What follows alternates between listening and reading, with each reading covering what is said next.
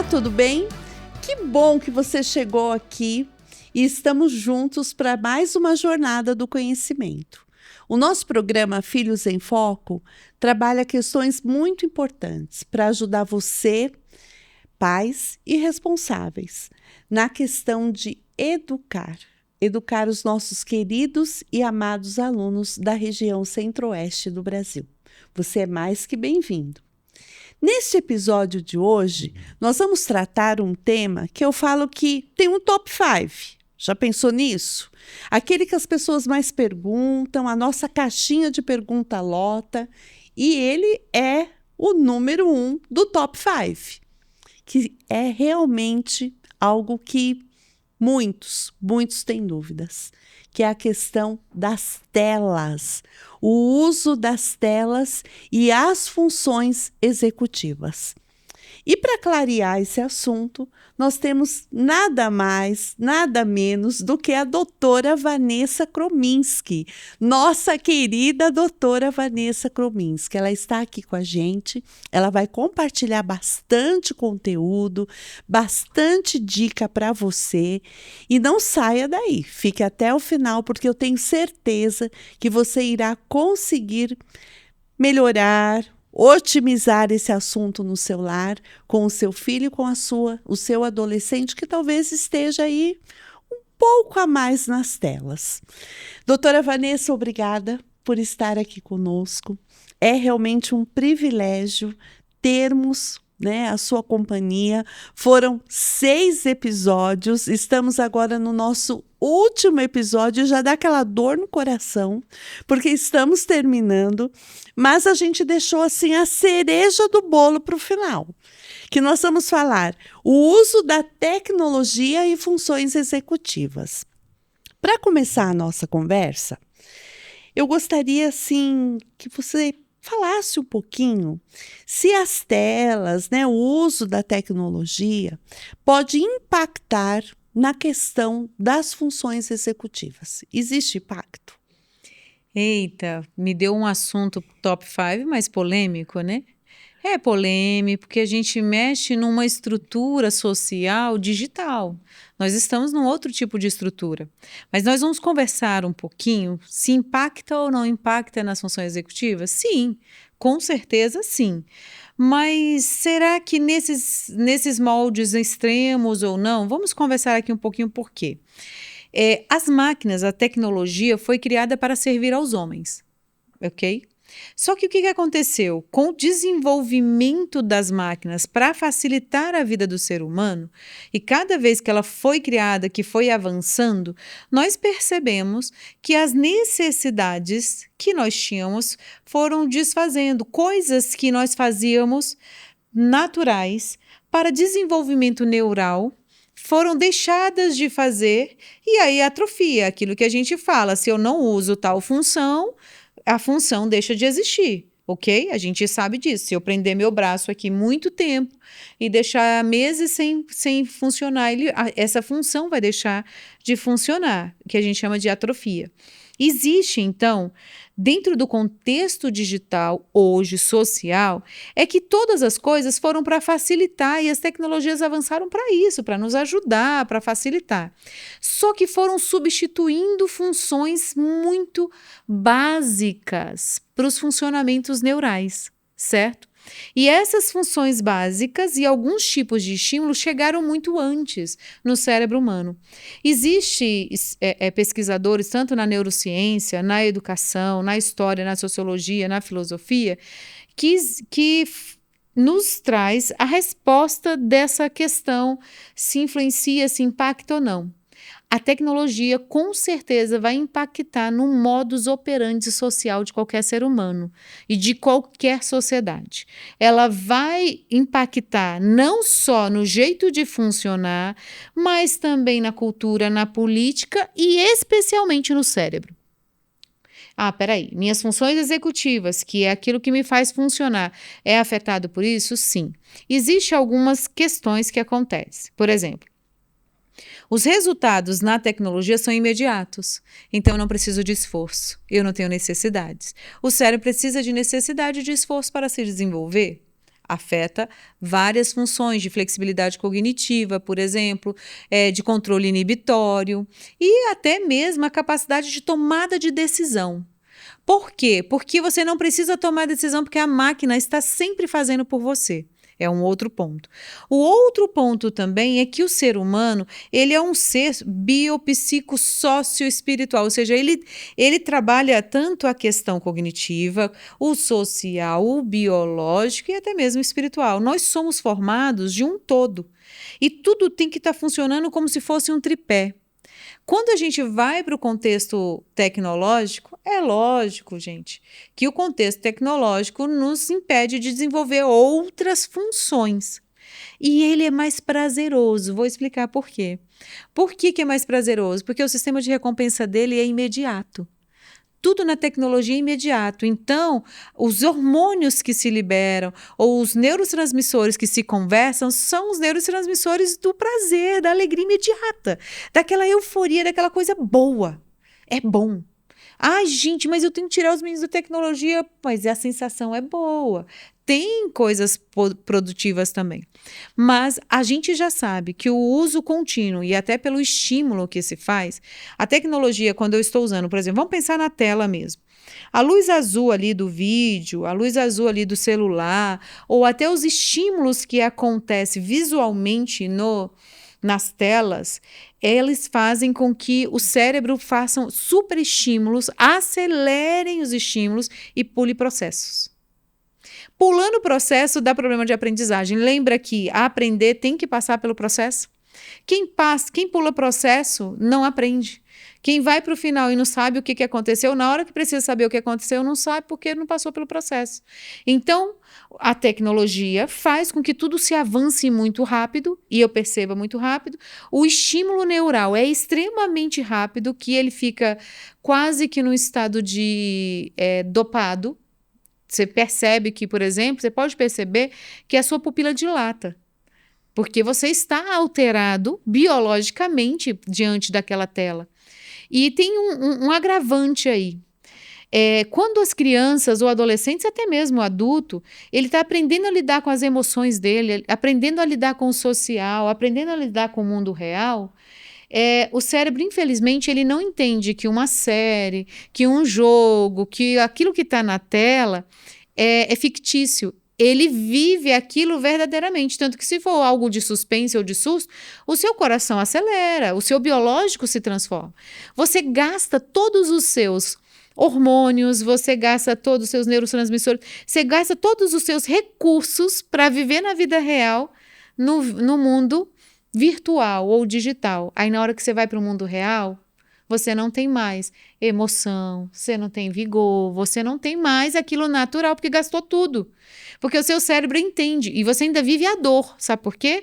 Porque o cérebro entende que aquilo faz parte da tua vida. E aí, quando você não tem mais, por exemplo, acaba uma série, você sabia que seu cérebro tem um luto porque você não está mais assistindo aquela série, aquelas pessoas não estão mais fazendo parte da sua convivência e o seu social fica comprometido também? Olha que sério, né? Então, nós estamos falando de várias coisas. É difícil falar desse assunto. Por quê? Nós estamos falando de jogos, nós estamos falando de entretenimento, nós estamos falando de trabalho, nós estamos falando de desenvolvimento. E aí, como que isso se resolve? O limite de, peraí, até aqui pode, até aqui não, eu preciso ter vida real. Eu vou dar exemplos. Às vezes, nós temos hoje uma cultura dos desenhos, ou dos filmes, ou dos jogos com muita emoção. Muita, né? Que são assim bem até dramáticos, tipo um anime, né? Não criticando, mas já dizendo que tem aquela coisa mais intensa. Quando o adolescente vive toda aquela intensidade que ele vai para a vida real, ele fica com uma sensação de apatia. O que é isso? Não amo ninguém, não amo minha família, não tenho emoção na minha vida, que coisa ruim. E aí toda a força, o cortisol, as coisas que ele precisaria ter natural para fazer ele se desenvolver e se levantar e fazer o que precisa ser feito, como tomar um banho, ele não consegue. Porque ele gastou tudo. Entende? Então, e outra, aí você vai falar assim, então tira de uma vez. Cuidado. Eu já trabalhei com meninos em situação de rua, pessoas em situação de rua e tirava de drogadição. Deixa eu explicar uma coisa séria para nós todos aqui. Hoje, o vício em tecnologia é mais sério do que o vício em psicotrópicos. Muito mais sério. Hoje nós temos mais clínicas para recuperação de vício de tecnologia do que de vício de psicotrópicos. E hoje é muito mais difícil tirar uma criança, um adolescente do vício tecnológico do que do psicotrópico. A gente tem tanto medo e fez tanta coisa e está lá dentro. É muito difícil isso. E o vício é verdadeiro. Por que o vício? Porque é uma sensação que me dá uma alegria extrema quando passa. Eu vou, tudo que sobe, desce profundamente. Então eu vou nos extremos o tempo inteiro. Então eu tenho que subir de novo. Eu tenho que ir de novo com aquela sensação. E aí vai de novo. E eu fico numas escalas. A vida da gente nunca vai ser estável assim. Porque se for, você faz um exame do coração e der assim, ó, retinho, o seu exame é sinal que você morreu. Então, sinal de que, né, a vida não tem essa estabilidade. Mas a vida tem fluência, tem movimentos assim. Quando eles estão, a gente está muito ligado na tecnologia, a tecnologia acelera processos e intensifica processos. E o que ele faz? Puf, puf, puf, puf. E isso é adoecedor. Adoecedor. Mas, Vanessa, mas precisa estudar na tecnologia, porque o conteúdo está aí. Ó, vocês aqui na tecnologia comigo. É verdade. O conteúdo está aí. Mas administrar é igual remédio. Qual é a dose? A diferença do remédio e do veneno é a dose. Só isso. É a dose. Então, que dose você dá? É para quê? Sempre. Desde o primeiro episódio, nós estamos trabalhando sempre a questão assim, não é melhor pensar sobre antes? Por que você vai assistir isso? Quanto tempo você vai assistir isso? E que horas você vai fazer? Você está assistindo isso porque você já cumpriu sua vida prática? Suas tarefas estão em dia, suas responsabilidades, você tem autonomia, tomou banho, escovou dente, se alimentou, fez coisas biológicas, necessidades básicas primeiro, biológicas, dormir, ok? Comer, certo? Tomar banho, higiene pessoal. Se esse básico está bem estabelecido, vamos para o próximo. Vamos para o próximo nível. E o próximo nível pode ser que a premiação maior lá nos últimos níveis seja a tecnologia. A tecnologia não é para a gente servir as máquinas, é as máquinas servirem a gente e nos ajudar, não nos atrapalhar e nos emburrecer como está. E aí eu preciso trazer uma informação, Eliane, que as pessoas não gostam de ouvir, mas eu vou dizer. Nós hoje estamos com a geração com o menor nível de QI que já houve na história. QI é quociente intelectual. Nunca houve uma geração tão emburrecida como hoje. Não sabemos pensar. Desculpa, eu não estou acusando ninguém. Eu estou na mesma geração, estou aqui junto com vocês. Mas eu estou dizendo que nós estamos emburrecendo, porque nós estamos sendo atrofiados nas nossas funções de inteligências. Quanto mais humano você for, mais inteligente você será. Quanto mais máquina você for, mais animal você será. Nossa, pesado, né? Mas é sério. É preciso a gente ter um controle, não é tirar tudo e ir para os extremos, porque se você tira, por exemplo, um viciado do crack diretamente, está usando o crack, você tira, você vai matar aquele ser humano. Então, quando eu trabalhava com isso, a gente fazia a política de redução de danos. O que é isso? Reduz o dano. Então, a gente tirava do crack e deixava ali na cocaína um período. Depois a gente ia para a maconha. Não estou dizendo que a gente vai fazer isso, mas até a gente chegar a tirar tudo. Então, existe processos de política de redução de dano porque aquele cérebro já está contaminado, já está atrofiado, já está com problema. E a gente está falando de um assunto tão sério que demoraria talvez uma série inteira para conversar sobre isso.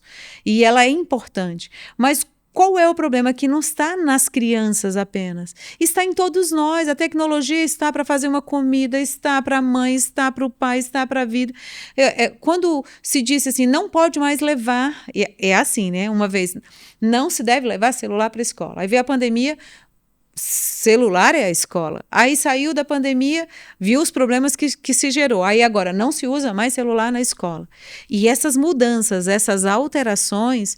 não é fácil no cotidiano, porque já está acostumado, está viciado, está programado para viver desta forma.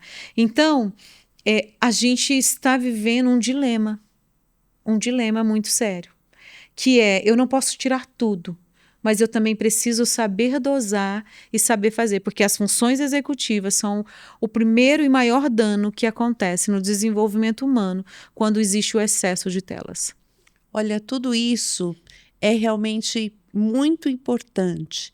E nós sentimos tudo isso, né, dessas questões, do quanto as telas prejudicam nas funções executivas. Por quê? A criança ou adolescente muitas vezes tem dificuldade em ler um texto, interpretar um texto.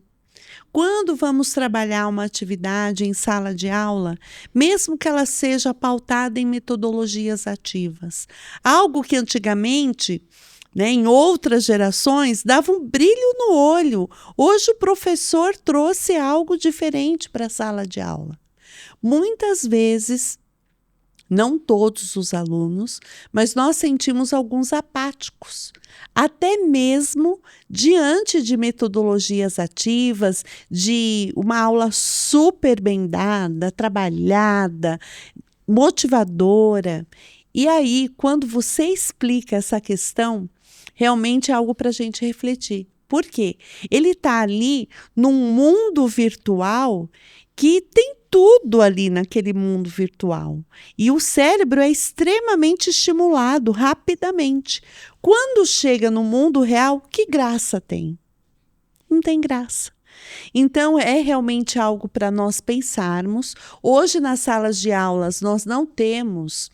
Existe uma lei na questão do celular na sala de aula, mas a grande dúvida, no lar, né, em casa, a escola tem trabalhado, como o pai, o responsável, a mãe, pode ajudar nestas questões? Que medidas tomar, o que fazer? Você já falou bastante, vários caminhos, mas vamos agora, assim, só para a gente fechar esse episódio, resumindo.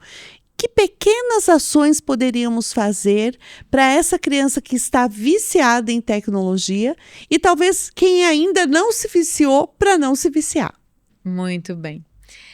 A resposta para trabalhar o vício ou romper com essa, não é nem vício, uma dependência tecnológica, é viver a vida. Viver a vida.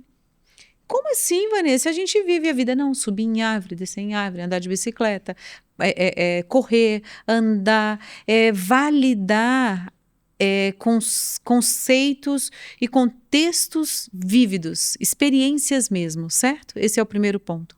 O outro ponto que a gente precisa chegar é que as funções executivas das crianças e dos adolescentes ainda estão em desenvolvimento. E dos adultos, elas estão se comprometendo. Então, como que eu vou trabalhar meu controle inibitório, de ter meu autocontrole, ter planejamento, tomada de decisão, resolução de problemas e ter uma estabilidade se eu não tenho experiências reais, experiências para usar esse cérebro para esse bem? Então, uma dica prática é vida. Vida. Cozinhar, conversar, dormir, rir. Se vai assistir alguma coisa em tecnologia, vai fazer algo tecnológico, façam no social, com controle. Vou dar uma dica prática aqui, bem simples. A criança e o adolescente não tem que ter computador no quarto. O quarto foi feito para dormir. Dormir e se vestir. A mesma regrinha que eu trouxe lá do começo dos brinquedos. Quarto para dormir não tem que estar cheio de brinquedo, porque senão é muito distrator. Muitas coisas para não, sabe? O que é feito, aquele lugar é para dormir e para se acalmar e está tudo bem. Agora, se o computador ou se essas redes ficam num local social, por exemplo, a TV, sala de TV com todo mundo junto é diferente. Porque você tem aqui um ser humano me conversando, você faz... Então, a gente tem uma resposta melhor. Então, tecnologia tem que estar sempre dentro de um contexto social, familiar e com um propósito. Para que eu vou fazer isso? Por que fazer isso? Vai assistir um filme? Assiste. Mas por quê? É o horário? É o momento? Tem os limites? É mais nesse sentido. Então, eu vou voltar aqui. Vida e tecnologia, a gente vai ter que lembrar que ela é igual remédio. Ela pode ser remédio e ela pode ser veneno, depende da dose que você estiver usando no seu contexto. Então, solução é viver a vida mesmo, dentro muito mais do biológico do que o tecnológico. E deixar que Deus nos ensine a viver a vida da maneira que Ele planejou para nós. E buscar a palavra de Deus acima de todas as coisas é a minha dica principal. Excelente, Vanessa, muito obrigada. Foram 6 episódios de muito, mas muito aprendizado. Eu, assim, particularmente, fiquei atenta em tudo que você falou. E vou gostar de reviver, revisar, anotar, porque realmente, assim, precisamos desses conteúdos. Agradeço a sua boa vontade em compartilhar conhecimento. E, acima de tudo, né, o que nós queremos? Queremos que os nossos pais responsáveis consigam colocar em prática tudo aquilo que abordamos. Que você se sinta sempre acolhido pela Rede Adventista.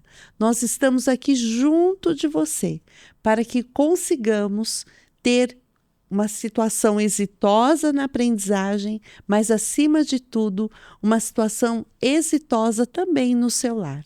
E que possamos formar os nossos alunos sempre, não só para essa vida, mas para algo muito além que acreditamos, que é estarmos todos juntos no céu. Obrigada por sua companhia. Compartilhe. Foi bênção para você? Compartilhe, então. E nos vemos nos próximos episódios com a neuropsicóloga Taline. Não deixe de assistir. Continue com a gente, então. Muito obrigada e até breve.